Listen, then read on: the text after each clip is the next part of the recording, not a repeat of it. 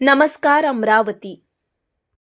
अमरावतीमध्ये जमियत उलेमा ए हिंद जिल्हा शाखेच्या वतीने गायीला भारताचा राष्ट्रीय प्राणी घोषित करण्याची मागणी करण्यात आली आहे। या संदर्भात जिल्हाधिकाऱ्यांमार्फत राष्ट्रपतींना निवेदन सादर करण्यात आले।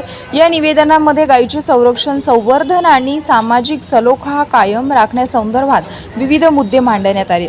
भारतीय संस्कृती, कृषी व्यवस्था, दुग्ध व्यवसाय आणि ग्रामीण अर्थव्यवस्थेमध्ये गायीचे महत्त्वपूर्ण योगदान असल्याचे नमूद करत तिला राष्ट्रीय प्राणी घोषित करण्याची मागणी यावेळी करण्यात आली आहे। देशातील गोमांस उत्पादन आणि निर्यातीशी संबंधित कत्तलखाने बंद करण्यात यावे अशी मागणी निवेदनातून करण्यात आली आहे आणि यासोबतच गायीच्या कातड्यांपासून तयार होणाऱ्या वस्तूंच्या उत्पादन आणि विक्रीवर देशव्यापी बंदी घालण्याची मागणी करण्यात आली आहे। निवेदनात आणखी एक महत्त्वाची बाब मांडण्यात आली आहे। गायीच्या नावाखाली कोणत्याही निरपराध व्यक्तीवर हिंसा, छळ किंवा कायदा हातात घेण्याच्या घटना घडू नये यासाठी कठोर उपाययोजना करण्याची मागणी संघटनेच्या वतीने करण्यात आली आहे। यावेळी जमियत उलेमा ए हिंद जिल्हा अमरावतीचे पदाधिकारी आणि सदस्य मोठ्या संख्येने उपस्थित होते। या मागण्यांमुळे सामाजिक, धार्मिक आणि राजकीय स्तरावर नव्या चर्चांना सुरुवात होण्याची शक्यता व्यक्त केली जात आहे।